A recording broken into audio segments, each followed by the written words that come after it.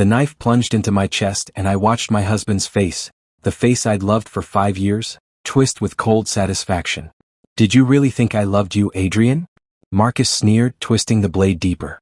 Blood bubbled up in my throat as I tried to speak, tried to understand. "You were just convenient.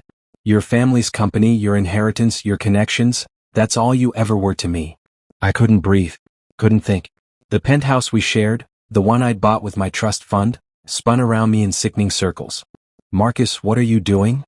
A voice from the doorway. Ethan, Marcus's younger brother, stood frozen, his face white with horror. "Cleaning up a mess," Marcus said coldly, pulling the knife free. I collapsed, my hands pressing uselessly against the wound. Adrian was going to divorce me, going to expose everything. I couldn't let that happen. "You're insane." Ethan rushed forward, dropping to his knees beside me. His hands pressed over mine, trying to stop the bleeding. "Adrian, stay with me. Please." "Don't be stupid, Ethan," Marcus said, his voice eerily calm. "He's already dead. Help me stage this as a robbery gone wrong and we both walk away clean." "I'm calling 911. My vision blurred.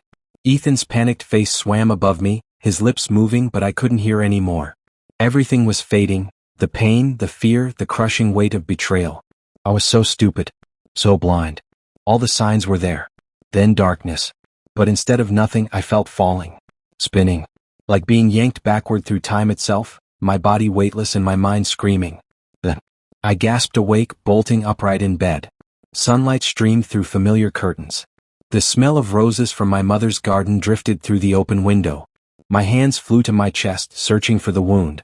Nothing. Just smooth, unmarked skin beneath my sleep shirt. What the hell? My phone sat on the nightstand.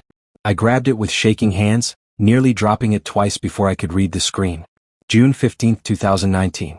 No, that was impossible. That was 6 years ago. 3 weeks before my wedding to Marcus Blackwood. I stumbled out of bed, nearly tripping over my own feet as I rushed to the mirror. A younger face stared back at me, 23 years old, bright-eyed, stupidly naive. The version of me who thought Marcus hung the moon and stars. I touched my reflection with trembling fingers. This couldn't be real. People didn't just travel back in time. That wasn't how the world worked. But the calendar on my phone didn't lie. The face in the mirror didn't lie. Somehow, impossibly, I'd been given a second chance. "Adrian? Sweetie?" My mother's voice drifted up the stairs, and my chest constricted painfully. Mom, who would die of a broken heart 2 years into my marriage, worn down by watching Marcus systematically destroy me. Marcus is here. He wants to finalize the wedding venue. Marcus was here. Downstairs. Right now. The man who would murder me in cold blood was charming my parents in our living room, probably smiling that practiced smile, playing the devoted fiancé while planning how to drain my family's fortune. My hands clenched on the edge of the sink. The old Adrian had been weak, trusting, desperate to please everyone except himself. That Adrian had died on a penthouse floor at 28, betrayed and alone and so goddamn stupid. But I wasn't that Adrian anymore. I knew the truth now.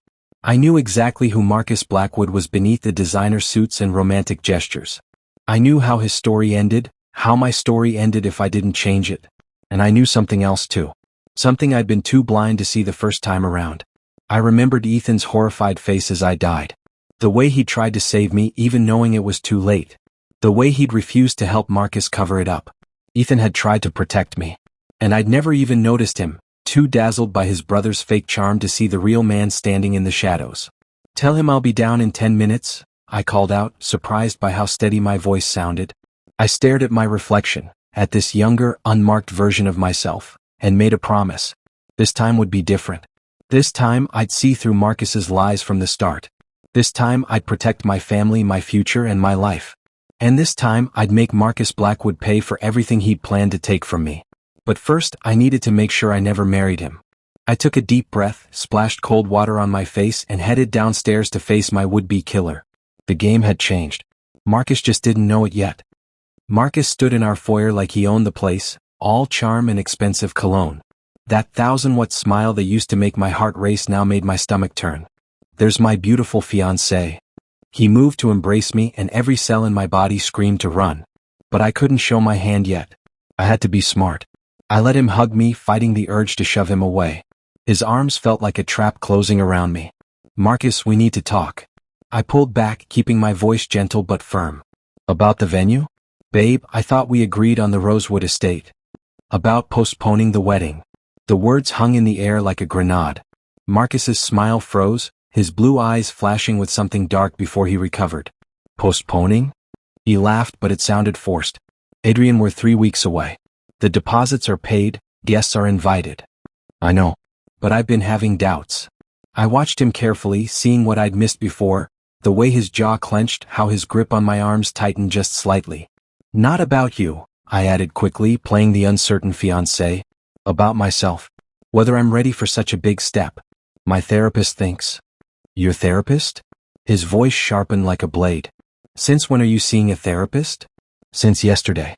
I've been having anxiety attacks and I didn't want to worry you. Adrian, you don't need a therapist. You have me. His fingers dug into my shoulders, just shy of painful. Whatever you're feeling, we work through it together. As a couple. That's what marriage is about. I agree with Adrian. The deep voice from the doorway made us both turn. Ethan Blackwood stood there and my heart stuttered in my chest.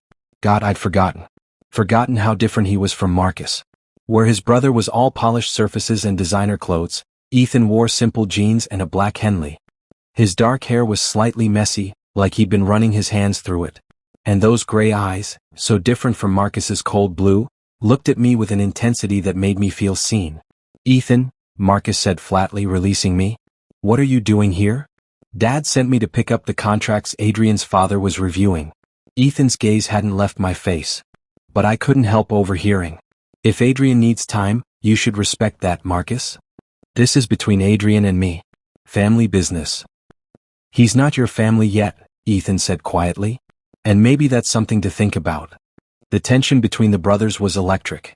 In my first life, I'd barely noticed their dynamic, too wrapped up in Marcus's manipulations.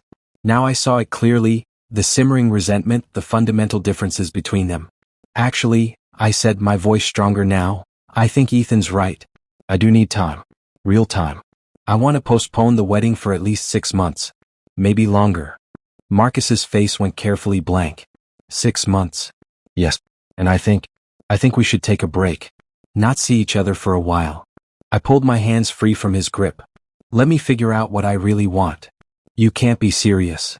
The mask was cracking now, showing the calculation beneath. Adrian, think about what you're throwing away. Our future, our plans. The company merger? I asked innocently. Is that what you're really worried about? He blinked, caught off guard. Of course not. I'm worried about us. About you. Then you'll give me the space I need. I kept my voice steady. If you really love me, you'll understand.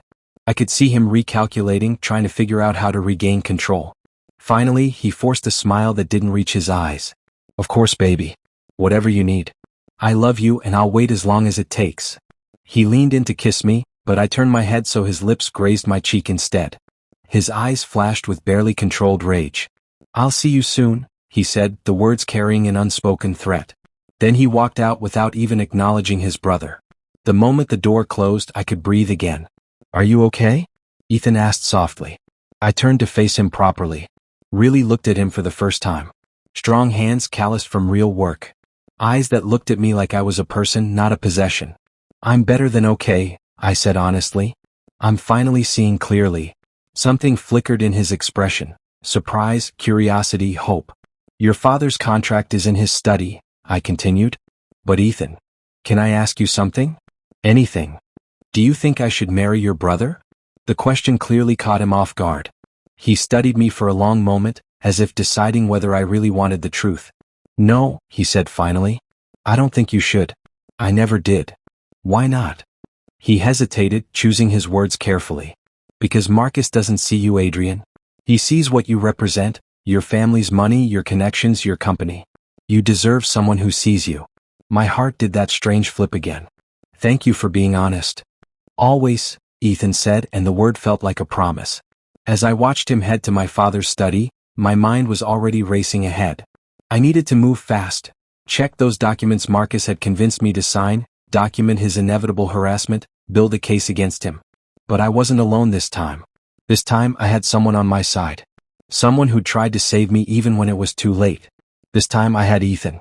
And this time I was going to win. 3 days after breaking things off with Marcus, I did something the old Adrian never would have done. I called Ethan and asked him to coffee. Just coffee? He'd asked, surprise evident in his voice. Just coffee, I'd confirmed. I want to get to know my almost brother-in-law better. The lie tasted bitter but necessary. I couldn't tell him the truth, not yet. Now, sitting across from him at a quiet downtown cafe, I studied him properly. Really looked at him. Where Marcus was all surface shine, Ethan was substance. His hands wrapped around his coffee mug were strong, with calluses that suggested actual work. You're staring, he said, amusement in his voice. Sorry? I realized I don't actually know much about you. Marcus never really talked about you. Something dark flickered across Ethan's face. No, he wouldn't. We're not close. Haven't been for years. Why not? He took a long drink before answering. We have different views on how to live life. Marcus believes the world owes him everything and he's willing to do whatever it takes to collect. I believe you should earn what you get and treat people with respect. That sounds like there's a story behind it.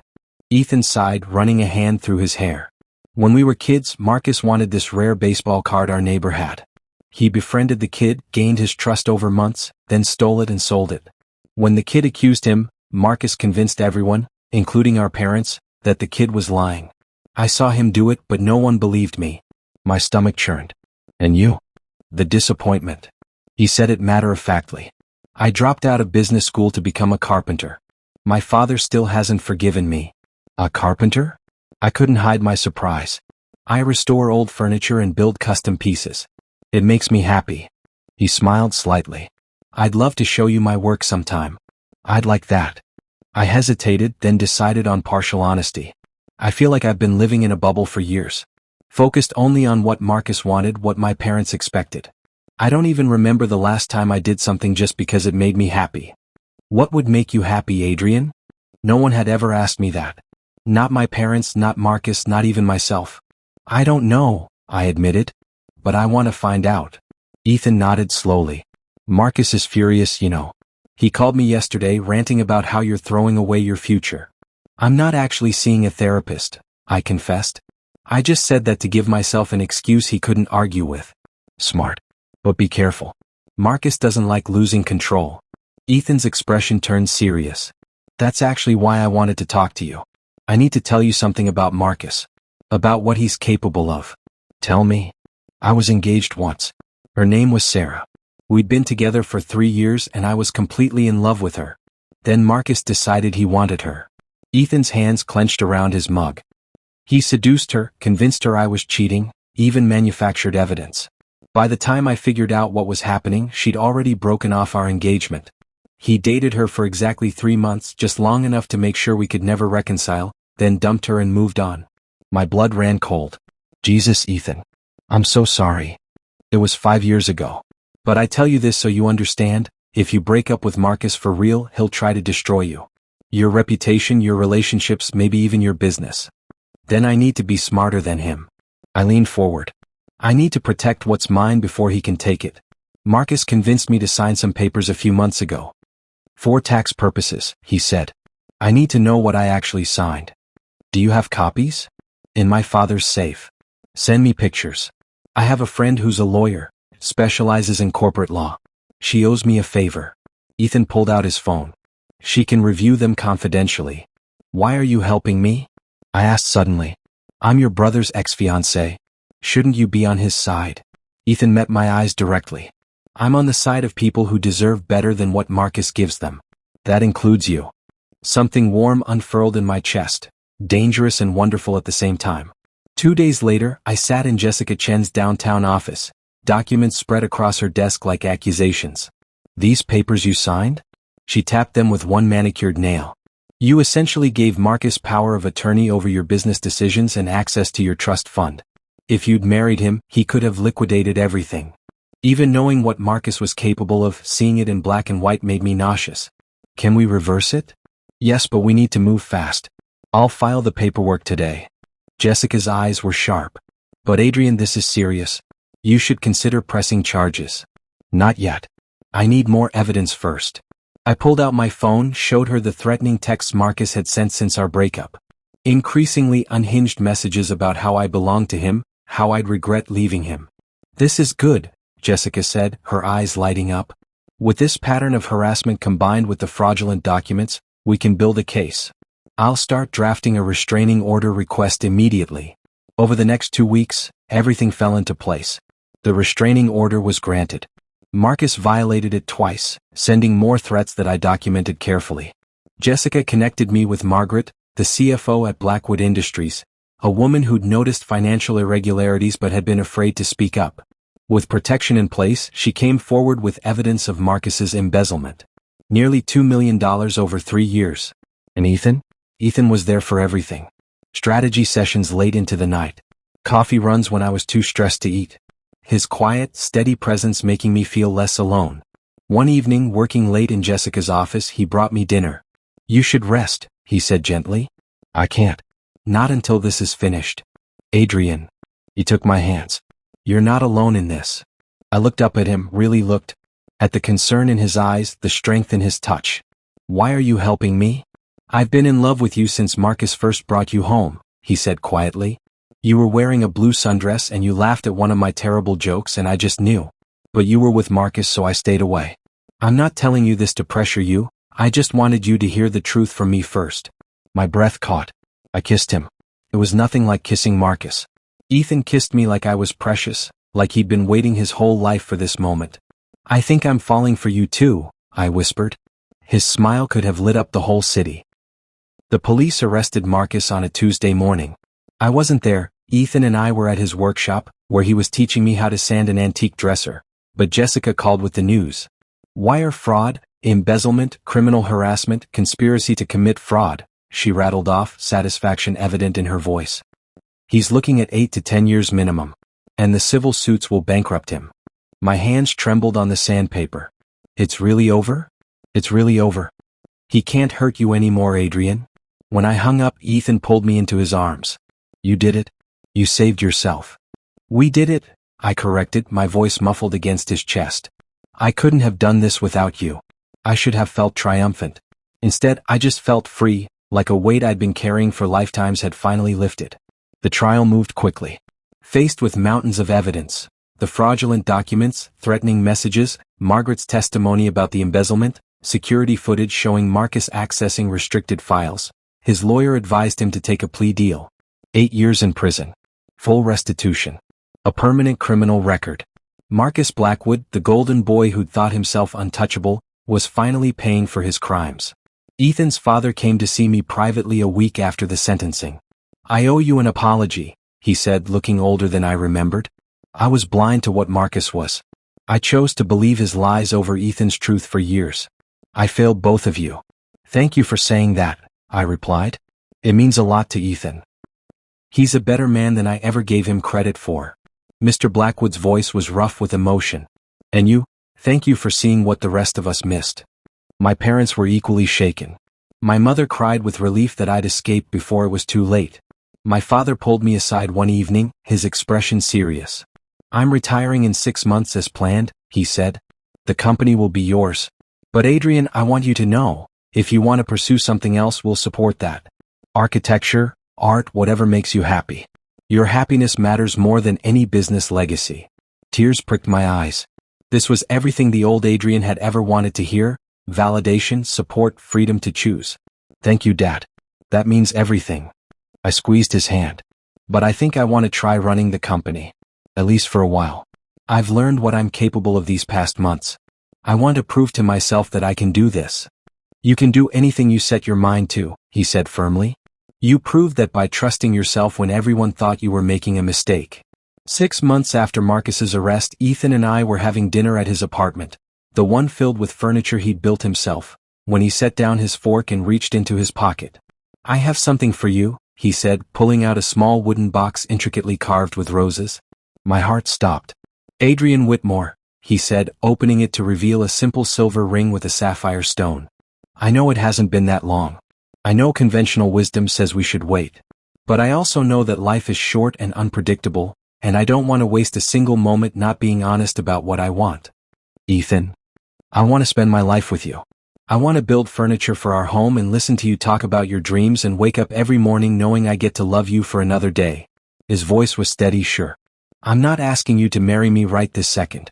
This ring is a promise, that whenever you're ready, if you're ever ready, I'll be here.